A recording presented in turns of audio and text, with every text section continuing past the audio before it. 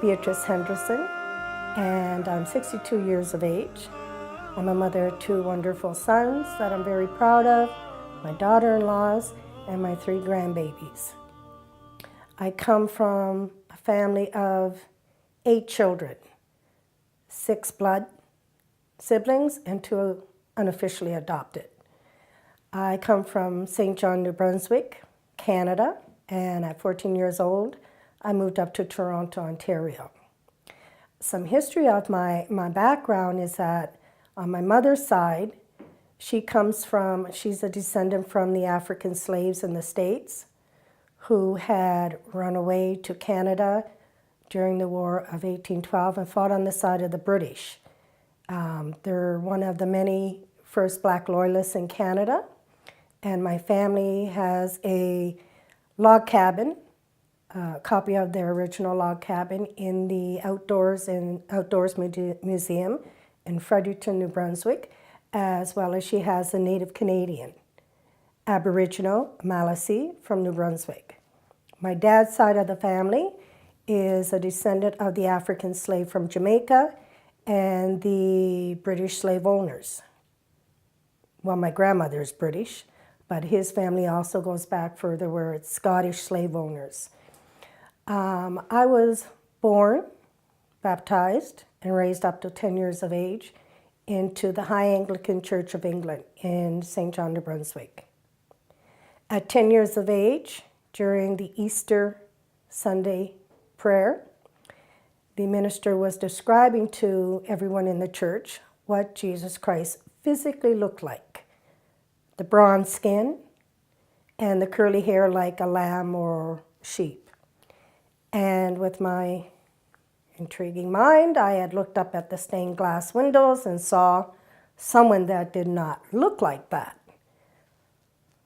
So with my questioning, I asked the minister at that time, why the difference? Why the Bible says Jesus has dark-colored skin and tightly curled hair versus the white man with the light brown blonde hair. And he basically gave me a pat on the head and shooed me out the church door when church was over. So when I got home to my mother, I told her I don't like being lied to and I'm not going to church anymore. And that's probably my first time of rebellion against my parents, but I never went back to church. When we moved up into Toronto, the 2 eldest of my female siblings had gone into the Nation of Islam in, I'd say, the early 70s. And of course, as younger siblings, you usually follow in the same footsteps. And that was with the Muslims from the States, the Nation of Islam under Elijah Muhammad and his son after that. So I have always believed in God. As a Christian, even the time between coming out of Christianity into Islam, I've always believed in God. I've always believed in a higher being, a supreme being. I'm not ignorant enough to think that we came here ourselves. So I've always believed in Allah. I've always called my God Allah. When the Nation of Islam was having problems, and I think probably with a lot of influence from the American government and all that, and Elijah Muhammad passed away, my sisters kind of fell out of Islam, fell out of the nation. And as a younger sibling, I did as well. But I always believed in Allah and God. I always believed in the 10 Commandments. Jesus Christ. The only thing I don't believe about Jesus Christ is that he's God, like Christians do. I don't believe in that. I don't need, and I've been told by Christians that they do that because Christians need, or people need, to see a physical being to believe in a God. I don't need that. I don't need to see anything. I just know there is a God. I feel there is a God. And when my sisters came out of that, I didn't follow the Islamic way. I mean, I always believed in Allah, but I wasn't doing everything I should. I wasn't praying and going to mosque and all that.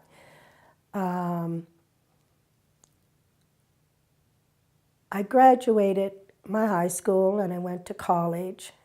In high school, I had a teacher, the only teacher I can really say I remember and respect and really learned something, but not in what she was teaching. It was a history class, a Mrs. Giroux, and she was teaching the beginning of the human being.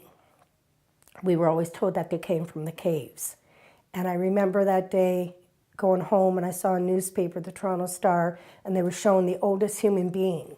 And this was actually when the first time was in church at 10 that I have to start thinking for myself. And then with Mrs. Giroux, and she was telling me that, well, the oldest human beings that they know from now is coming from Africa. And that's my second enlightening as to I've got to start thinking for myself. So I've been that way all my adult life now. My mom was a believer that, in God till the day she died. And we all believe in that. She's a strong believer in questioning things and don't be afraid to speak your mind when you want to know the truth about something. We've all been raised that way. We've raised our children that way. Now, last year, just as Ramadan started, something just told me I have to do my total conversion. It wasn't anyone saying anything to me or anything. It's just, I have to go do it.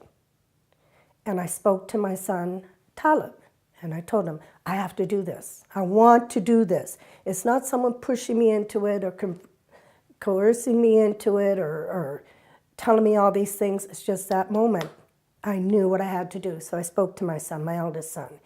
And he said, okay. He said, I'll get things ready for you. And the first night of Ramadan, we went over to his in-laws' place, just around the corner. And they had everything set up. I have never been more happy in all my life. I know what I'm supposed to be doing now. I've always had an idea what I'm supposed to be doing in life, human rights and activism and all that. But now I have a stronger sense, a stronger want and will to do it. So that night in Ramadan, everything was set up and I submitted to Allah totally. I've never been more happier. My life is much better. And I actually feel like I've never really felt like I was alone in the world. I've never had that feeling. But I feel now that I know for sure that I have that protection and that love and that understanding, and I have a really good feeling inside. And my children, I see that with me doing this, and I have 2 sons, one's followed the Islamic way, one's somewhat followed the Christian way, but the fact that I've done this, I see it's given them a better feeling that, okay, Mom's doing this, and they see the positive impact it's had on me.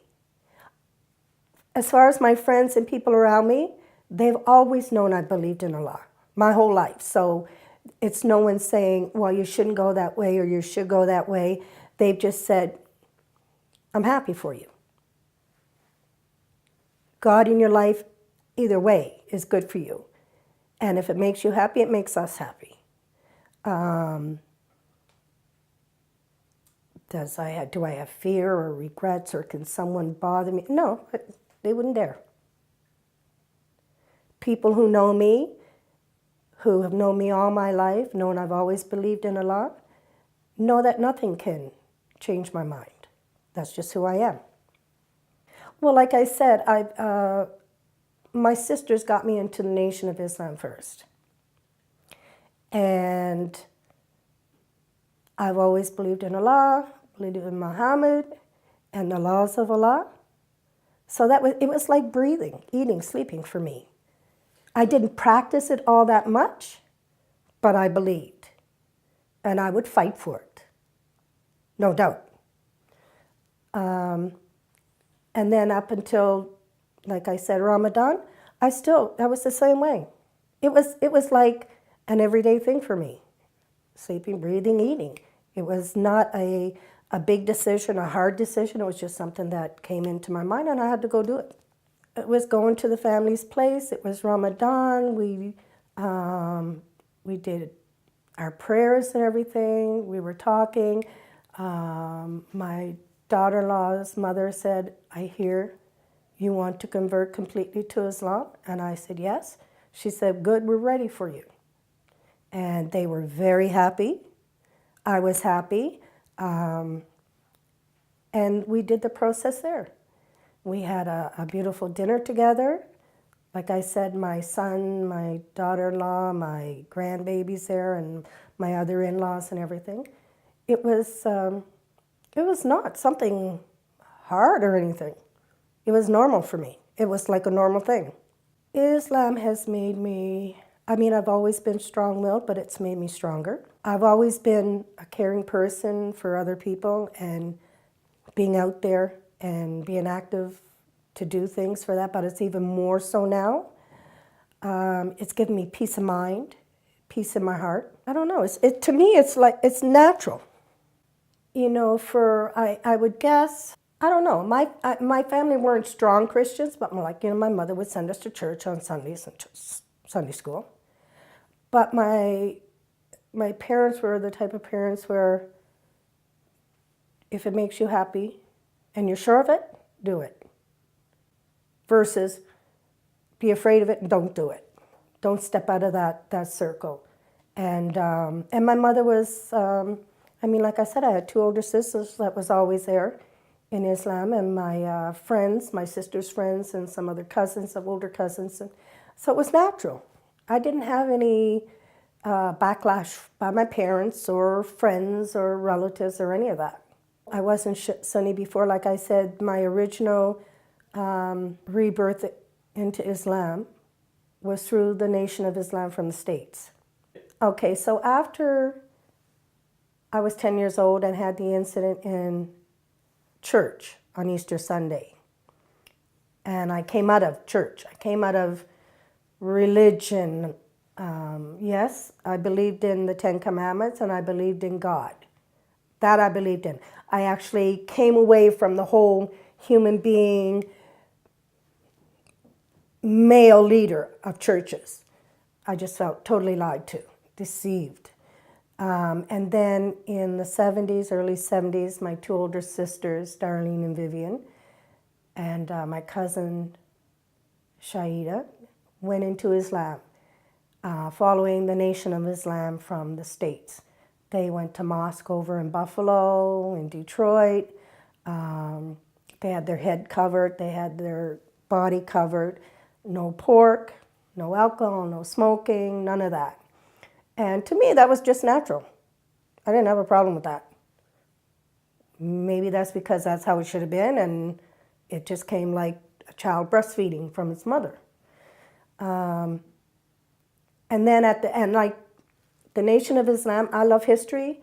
And like I said before with my history teacher, Mrs. Giroux, in grade 9, and understanding the oldest human beings coming from Africa, the Nation of Islam not only taught us Islam, but the history of my ancestors, which is the African slaves, the Africans stolen from Africa and enslaved in the States, and what's going on in the States currently to all the descendants, my people, and that's what drew, I think, us into the Nation of Islam. The religious part of Islam and the history that we have never been told. So we were making a connection. At the same time, you have Muhammad Ali and how he converted to Islam and how brave he was to fight the American government against the war in Vietnam, even though he went to prison and he lost all that money. How Malcolm X went into the Nation of Islam and he was an activist for the peace and he went over to Mecca and came back and he was actually seeing various colors of people all under one religion. Where with Christianity is one of the things, and the people, it's the leaders of Christianity that use Christianity for enslavement. So that also, I saw that with Malcolm X. And when my sisters went into it, and I'm close with my sisters, and they've always been like additional mothers to me, even though we have our mother, it was natural to follow them. It was very natural. In fact, I'm sad that they're not still into Islam. I mean, they don't eat pork. They believe in Allah, that I know. They've always believed in God, and they call God Allah. Do they do their prayers 5 times a day? I don't know. I know they pray. But that's where I came into Islam. And I didn't get into it as deep as they did when they did, but I always believed in Allah. I've never had anyone come to me and with a negative attitude or feedback about Islam or being a Muslim. When my sisters first became into Islam and I followed them, we went to the mosque in Buffalo, in Detroit. I've seen the current minister, Honorable Minister Louis Farrakhan here in Canada. I've gone and listened to him. But that's the only Muslim we knew. That's the only ones you heard in the media. You never heard in Canadian government, from politicians, from the media here, that there was other Muslims, that there was any mosques. And if I read the information correctly, Muslims have been here since about 1901, 1906. And the mosques have been here. But the Muslims, it's like, are they afraid to come out and say they're Muslims? They believe in Allah? Or, I know because a lot are from immigrating into the country and not knowing would they be kicked out. I mean, there's a lot of things of why, you feel like they're hiding and you understand why they're not. You're seeing the type of backlash and stuff that's coming out, stupidness that's coming out now, and you understand. But at the same time, I mean, it's like being a black person in Canada. I'm proud of being black and native, so I'm not hiding for anyone. And I'm proud of being Muslim and a believer of the Quran and loving Allah. I'm not hiding for anyone. That's not going to happen. So one of the things that, like I said before, I don't like the idea you have this sect, the Muslim, Shia, Sunni, and all those. I want to see where Muslims come together as Muslim. And that's one of the things I shied away from Islam. And I shouldn't have. I know that. Because it's the people that are the problem, just like in Christianity. But that's what hurts. Everyone being different sects. The other thing is that what I've learned is that being native and being a descendant of African slaves, I see a lot of racism in, not Islam, in the followers of Islam. When I go to mosques, when I'm at other gatherings, I've seen the racism. And that's not what Islam is supposed to be about. I've seen that in Christianity when I followed it. I don't want to see that in Islam. Islam is supposed to be everyone. If everyone can be the same in Mecca, when they go to Hajj, it should be the same when they come back home. I think the imams need to take and be at the forefront when they're at mosque and let all the brothers and sisters know. It don't matter what country you come from. We have to keep that whole class thing that we've had in our countries, not just here in Canada and the States, but in India and Pakistan, in the Middle East, where you have all those classes done. That can't be. Because Islam is being attacked. And the only way Islam is going to survive is if those sects come together as one Muslim, and all the races in Islam and the genders in Islam come together as one. Otherwise, it's going to continue. So my first Ramadan, which was when I actually converted to Islam last year, I found fasting easy. I think because that's what was required, and that's what I want to do. So it became natural. Unfortunately, I got the cold and everything after my first week. So I was sick with the cold for about 2 or 3 weeks. But for me, it was natural. And like I said, because I love Allah and Islam, it was something that's supposed to be done. And everyone around me was doing it and enjoying it. And it's something they look forward to, which is something that's interesting to me, that I have something to look forward to in my religion. I started reading the Quran and getting into it, some other books that has been given to me by sisters and brothers and my son, reading, understanding the prayer and how to do the prayer and the times, and how to do my prayer with Ramadan time and all that. I've always believed, like I said, in Allah, Abraham, Moses, Jesus, Muhammad. I've always believed in those teachers, prophets of God. So to me, it's just a natural believing. I don't know how better else to say it. It's just natural for me. I believe in God. I believe in Allah. I believe in who He sent to teach us each and every time. So, I mean,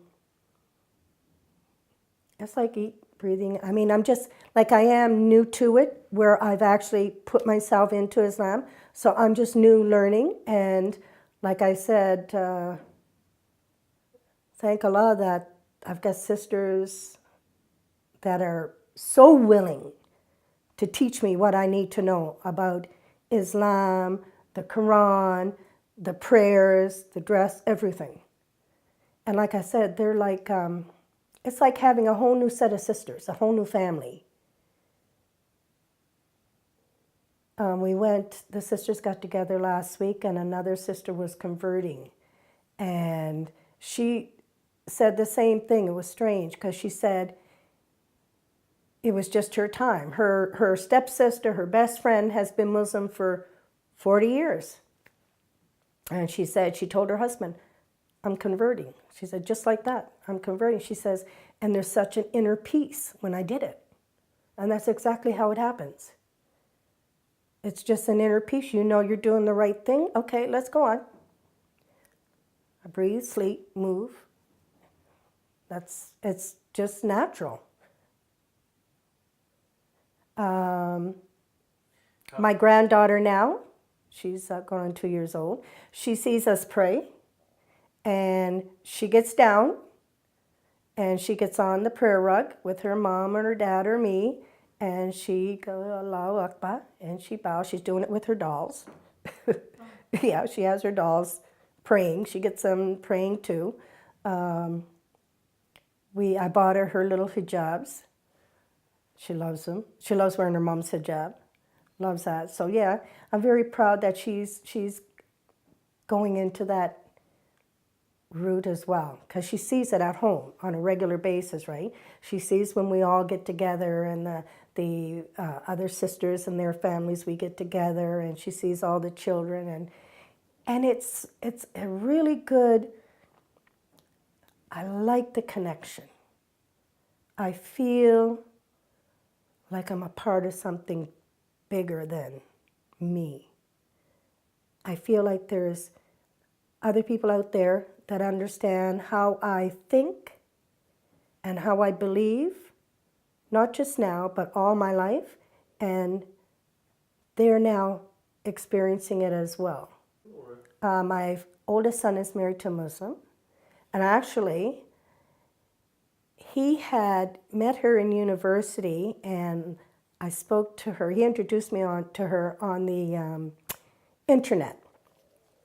She's an activist, Jillery Massa, the young lady that you saw in the news last year with the Ryerson incident and all that. And when he told me she's an activist, because my families are activists, and I said, that's the sister I want you to marry.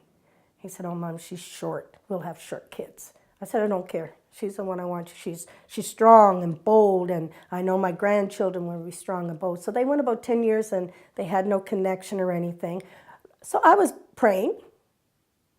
I'd ask him about it every night. She's short. I said, well, that's who I want. So I kept praying, and her mother was doing the same thing, praying for her. And the two of them connected up on the internet, on Facebook. And within 6 months, they were married. They have a great marriage. They're so good with each other. They support each other. Very strong in their Islamic roots and beliefs. And like I said, my granddaughter sees it at home. She's the same way. I love to see her when she's down there. We're praying and she gets down and she's got it, you know. And the funny thing is, her dad will be reading an Islamic book. He's sitting on the prayer rug reading his Islamic book, and she will crawl up on his lap and be so quiet while he's reading the book out to her. All I know is that this is where I'm supposed to be. This is where I'm supposed to be. I'm happy, contented. I pray and I wish more people felt what I feel.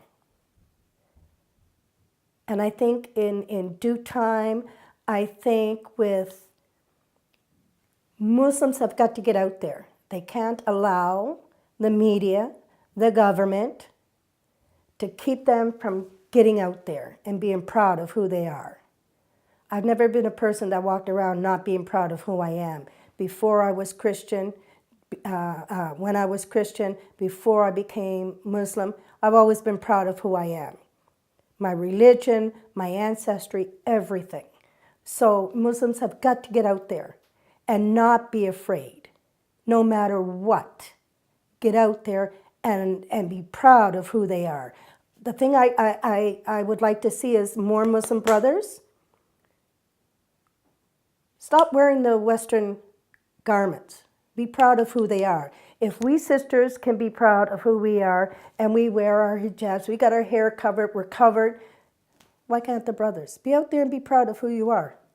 Don't let anything stop you from doing that. And that's what I miss. That's what I need to see from my Muslim brothers and sisters. Be proud of who you are. Come out of your houses. Wear your religious attire. And don't be ashamed of it. You got nothing to be ashamed of. I love seeing the little sisters in their hijabs. I love seeing that. They look so regal. Be proud. Don't let anything scare you, intimidate you. Because you know the lies that are out there are lies. And tell them they're lies. Thank God for the internet, where you can have access to information and access to contacts and this. And not everyone is against Islam. You got a lot of the, oh yeah, Harper was a good one, but he's racist and discriminatory against everyone. I'm sure if he looked in the mirror at himself, he'd be that way against himself. But you have the various so-called Christian neo-Nazi, all those type of things. They can't stand themselves either, but you have to get out there and educate people. And I find a lot of people don't know, a lot of the non-Christians, non-Muslims don't know. And a lot of them are ignorant and uneducated, but If they ask you a question, answer them. Educate them. Educate them. And I think that would probably be the better way. But we as Muslims, we have a lot of cleaning up in our own homes to do. Like I said, especially the division of the races in Islam. That's got to stop. That's totally got to stop because it's against Islam. It's just like the Christian people. That's what they did. It's just like Judaism that you see. That's what they do over in Jerusalem and Palestine. It's got to stop. And we're not going to be a true, Islam is a true religion. We're not going to be true Muslims until we start doing the right thing.